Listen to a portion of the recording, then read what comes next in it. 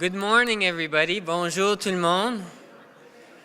Je vous remercie de prendre vos places. We're going to try to get this great second day underway. Yay! Wow, what a good crowd. Usually it's like herding cats or something. Must be because they're behaving with the minister in the room and then with the president of the university. I don't know. I'd like to think it's because of me, but... alors, j'aimerais vous remercier de vous joindre à nous pour cette deuxième journée de cette importante conférence. J'ai eu le plaisir ce matin d'être à la radio de Radio-Canada. On s'intéresse à ce qu'on fait ici. Ce sont des questions importantes. Mon nom est Christian Couturier, pour ceux d'entre vous qui ne me connaissaient pas.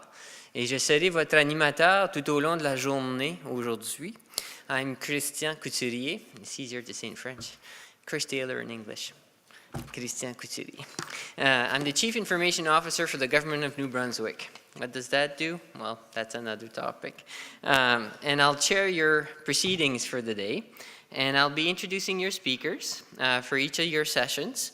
And with the help of Lorna, we'll keep things moving smoothly and on time. Listen, I don't know how you feel about yesterday, but I can tell you I've been at many conferences throughout my life, and it was a great first day. I'm really glad to be here to share all of this with you. Since our inaugural GovMaker conference last year, we've grown.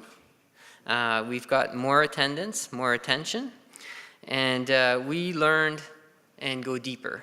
Yesterday was really interesting to hear Mintzberg talk about the plural sector, about this social fabric that's going to help us address the more complex problems. We've heard from some of our speakers, like Mr. Purley, that no research about us without us. That stuck with me. That was interesting. Develop the capacity. Much like for en français, le développement durable, il faut développer la capacité. Pourtant, le nombre de francophones est en déclin dans notre province. Mais il y a quand même à l'horizon un plan collectif, un plan apolitique qui va nous permettre de maintenir ce développement durable qu'on recherche tant, soit du côté autochtone, côté francophone, dans cette pluralité sociale dans laquelle s'inscrivent tous nos efforts. But the models was another one that stuck with me. Models are always wrong. And as an academic myself, you know, it's true. We develop these great models. They're always wrong. But you know what? They may be wrong, but they're always useful. They're useful because they frame, because they help us decide how to go forward, how to organize ourselves to be more meaningful, thoughtful, resourceful when we try to address these complex changes. We've learned that the economics of data is not necessarily selling data. It's putting data out there so that we can each add value to each other's information, so that from that information emerges new knowledge that help us address more complex problems. It's interesting when Young was telling us about it's much more about a culture change than a technology change. The technology has happened, but the culture change, the governance change, the mindset change, not necessarily yet.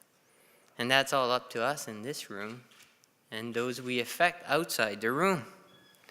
Now, on those notes, I'd be honored to introduce to you a person I've had a chance to work with now for several years, Minister Ed Doherty, Dr.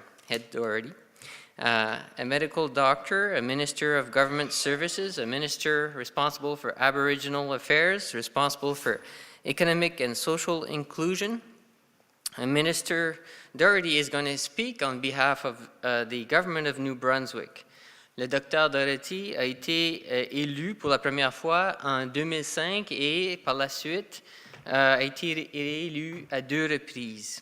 Il a été ministre de l'Éducation postsecondaire, de la formation et du travail, plus tard ministre de l'Approvisionnement et des services, En 1984 jusqu'à sa retraite en 2006, il a été ophtalmologiste, conseil au centre-ville de la ville de Saint-Jean, ou ici même au Nouveau-Brunswick. And more recently, Dr. Doherty has worked with Dalhousie University Medicine in New Brunswick here as head of the unit of ophthalmology. That's a mouthful for a francophone. He was the mentor of medical students, physician examiners, professional competency tutor, and lecturer. Dr. Doherty also serves as a board member and a member of the Political Action Committee of the Canadian Medical Association, Board of Governors at the University of New Brunswick, the New Brunswick Museum Board of Directors, very busy man, and several others like the St. Joseph Hospital, and very involved, including in the Rotary International as a volunteer ophthalmologist and on Dominica. We are very grateful to have you here and say a few words on behalf of the government of New Brunswick at GovMaker. Thank you, Honorable Dr. Doherty.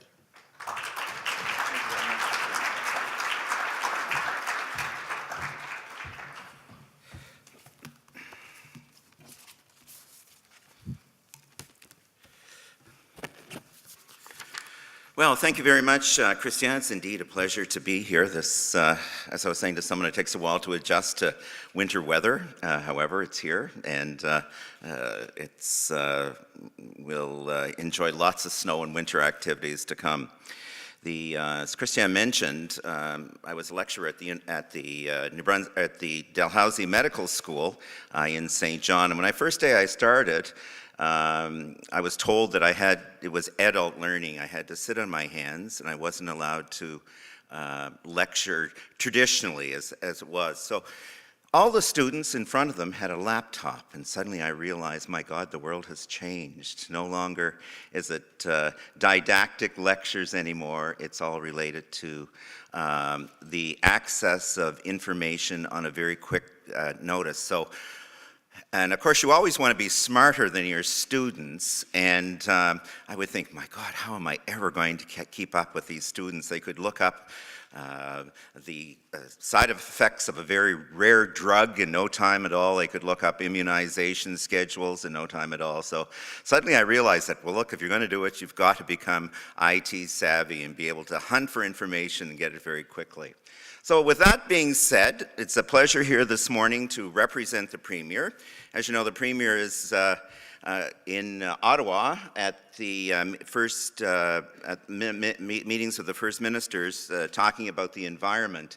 And I met a group here today who are actually involved in the environment. I think it's that table over there. So it's a nice way to start the speech. So on behalf of Premier Gallant and the Government of New Brunswick, I'd like to welcome you here to GovMaker Conference. The Premier asked that I extend his sincere regrets that he's unable to join us today. This conference brings together academic researchers, students, policymakers, as well as members of the public, private and non-profit sectors. The GovMaker Conference is an excellent venue fostering collaboration and new ideas.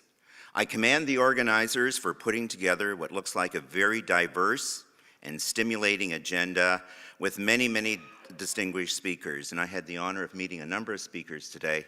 And unfortunately, I can't join you for the rest of the day, but I would be delighted to.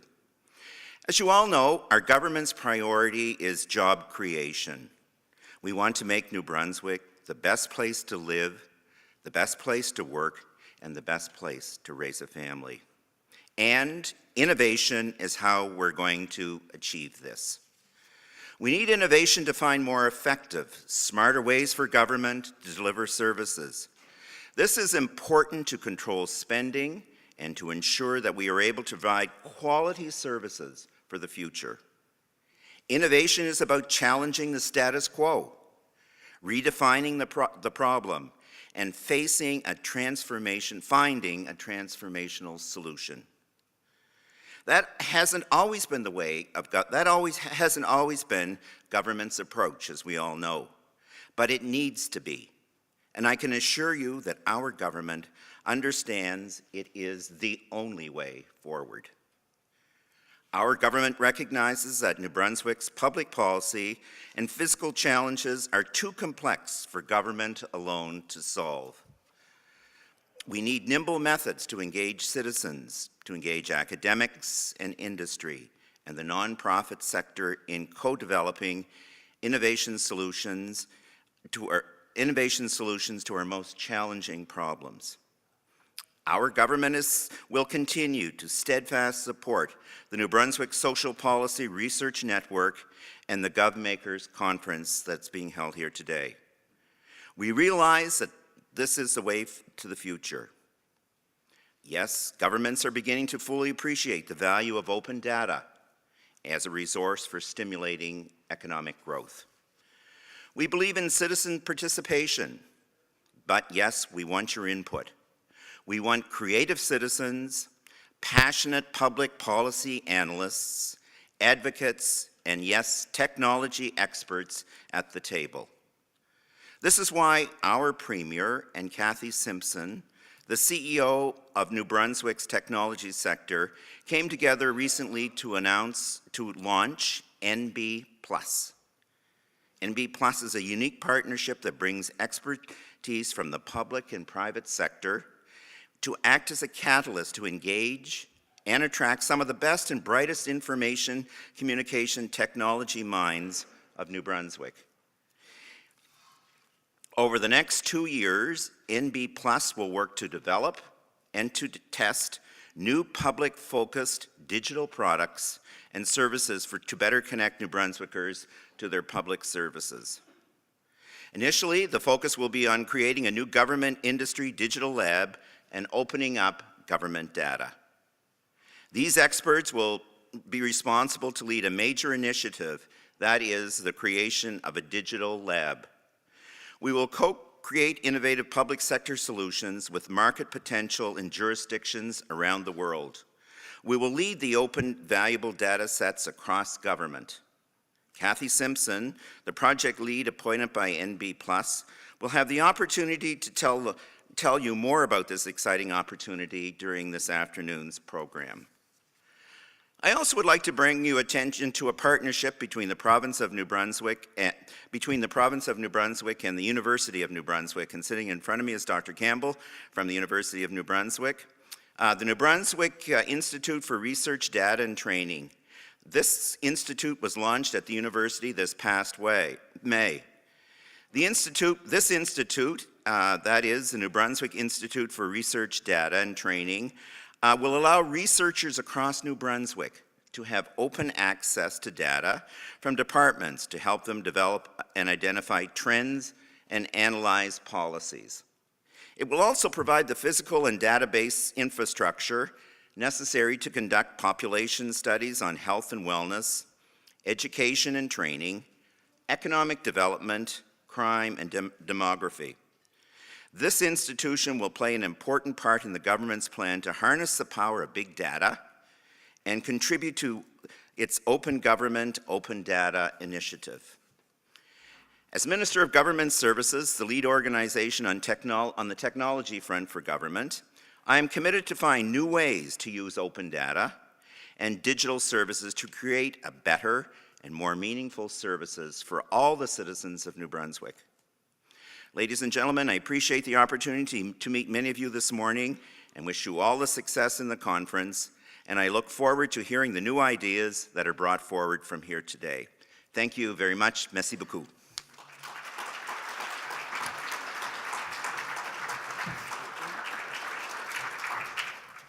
Well, thank you, Minister Doherty.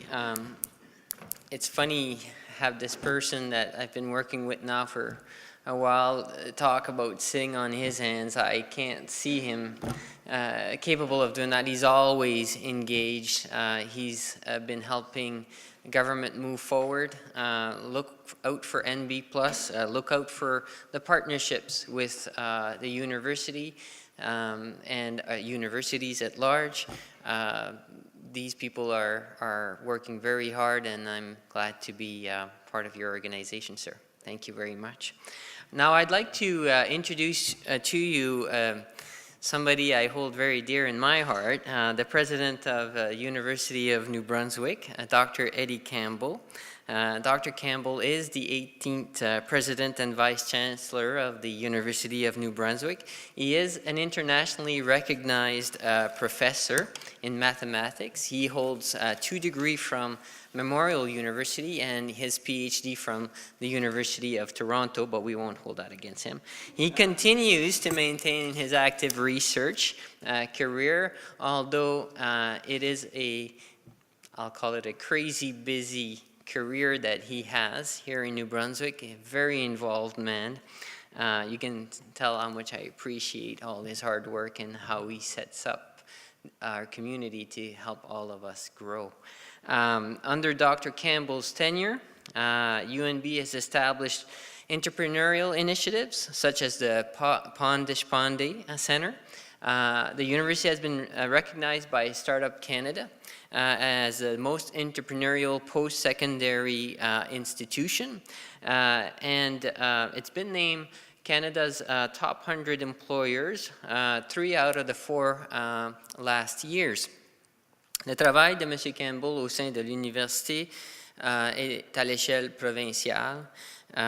Et ce qui me touche le plus personnellement, c'est de voir comment il aide à édifier une société beaucoup plus forte, beaucoup plus prospère, sans avoir d'agenda derrière elle. Et on utilise les ressources académiques au bienfait de l'évolution de notre société, de notre communauté. Et on le remercie chaleureusement de s'investir autant. Dr. Campbell joins us today as a partner and event sponsor, as a champion and board member of our host organization, the New Brunswick Social Policy Research Network. Please join me in welcoming Dr. Eddie Campbell.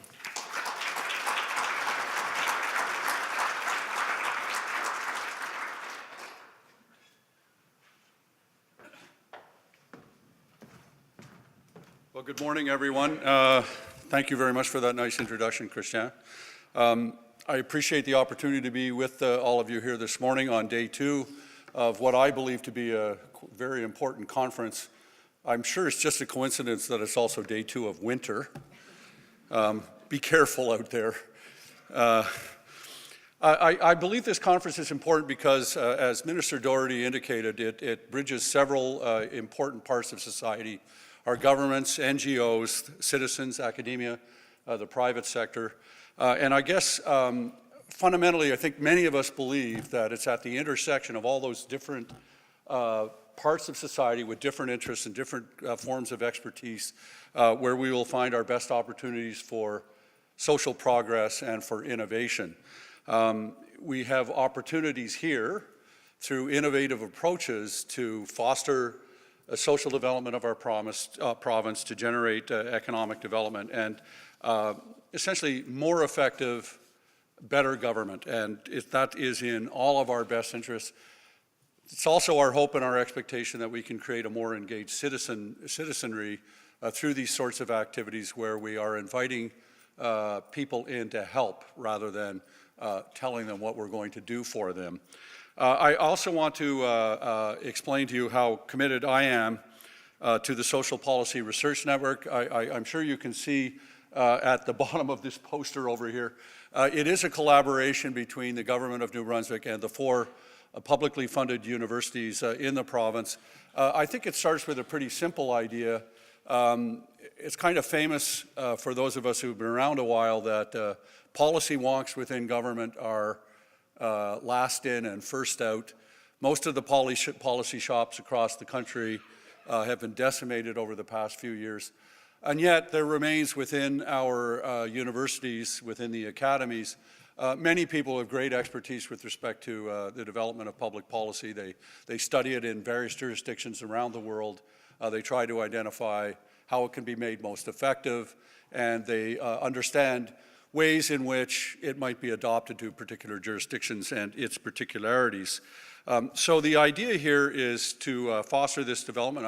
I shout out to a truly wonderful person we lost, Andy Scott. I think it's fair to say the SPRN was his brainchild. It's wonderful to see it surviving and thriving after he is gone. I will tell you that I think the Social Policy Research Network has enormous potential, and we can grow it even further in terms of interactions like this one. Lots of things in its future, I hope. I also want to say how pleased I am to see so many people here at this conference, many more than last year. It seems to be growing. I think that's evidence of the excellent work being undertaken by the SPRN, by Nick Scott and his team, both within government and at our various universities. It's very consistent with what we view at the University of New Brunswick as our mandate to help foster the social progress and economic development of our province. I want to take a few words now to celebrate the contribution of the University of New Brunswick. It's part of my job to sell you on the value of the university that bears the name of the province. Our research mission, we would argue, is critical to the success of New Brunswick.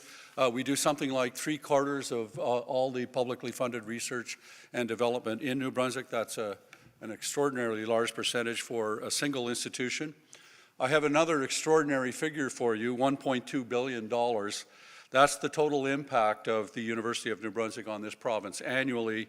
That's the result of a new economic impact assessment that we undertook recently that shows that number, which is about 4.5% of the province's gross domestic product.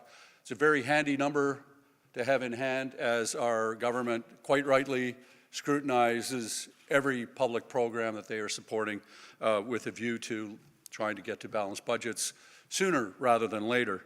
I would also add that figure, $1.2 billion, comes from an investment of about $112 million of the government in our operating grant.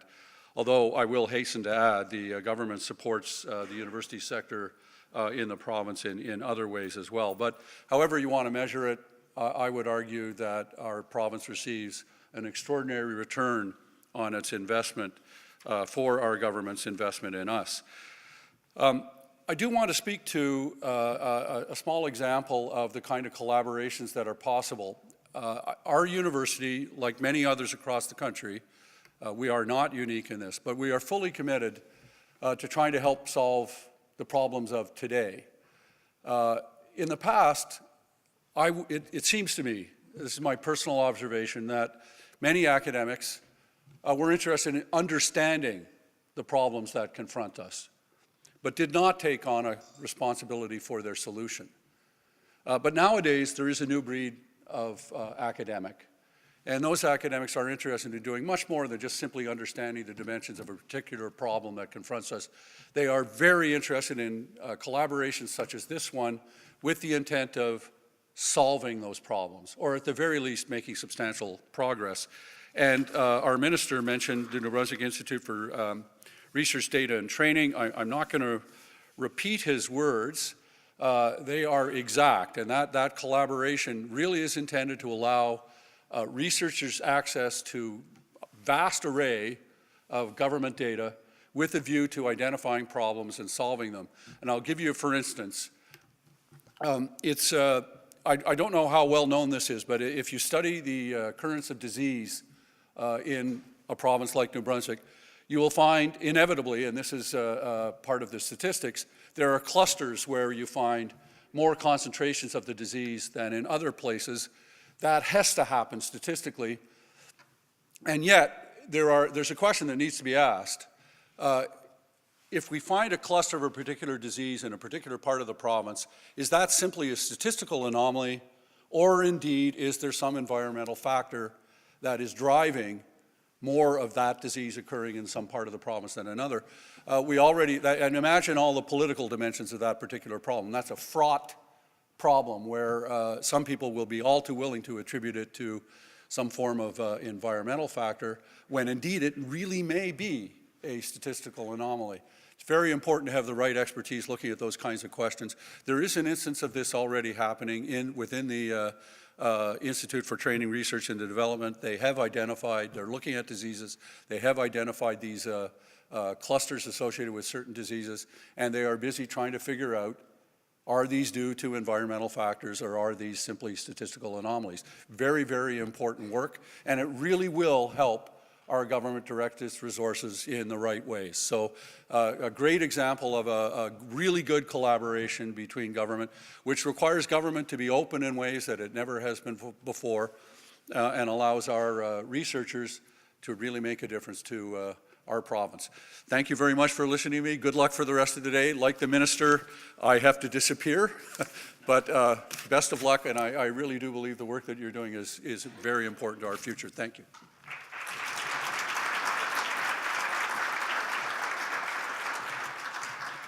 Thank you so much, Dr. Eddie Campbell. We've talked about intersections. We've talked about mindset changes. It's interesting that we are changing our mindsets to not just developing the models, understanding that they're useful, but actually putting them to use with those great collaborations between the government and the university. We'd like to thank you both, and we understand that you need to slip away and you have people here, and they're going to bring all this great knowledge back into your organization so you can continue your great work. Thank you, Dr. Doherty, and thank you, Dr. Campbell. So with that being said, I'd like to do a few housekeeping items, and they start with the washrooms are outside of these doors, down the hall to your left. What is perhaps more important, since this is your second day, is that everything is going to happen in this room today as opposed to yesterday. Donc, tous les séances ou les sessions seront dans cette pièce aujourd'hui. We do have some posters outside. I participated yesterday in listening to one of them and took action, and I hope you do the same today. We'd ask you to visit those booths 10 minutes before the sessions start. Rather that's a misfire on my part. So we'd like you to visit those and learn more about those. For the presenters, please come 10 minutes in advance so we can set you up with your lapel mics and do all the testing we need to get you on your way to give us a great talk. And please remember to put your cell phones on vibrate or silent, as I need to remind myself as well. Donc, on n'oublie pas de mettre nos téléphones cellulaires sur le mode silencieux. And yesterday we had a great day on Twitter. If you haven't been following the conference on Twitter, I invite you to do hashtag GovMaker, and to look at the amount of traffic that we're generating. We're capturing a lot of ideas and sharing them much more broadly. So have conversations here, have conversations online. Now, I think we're going to go right along into our very busy day.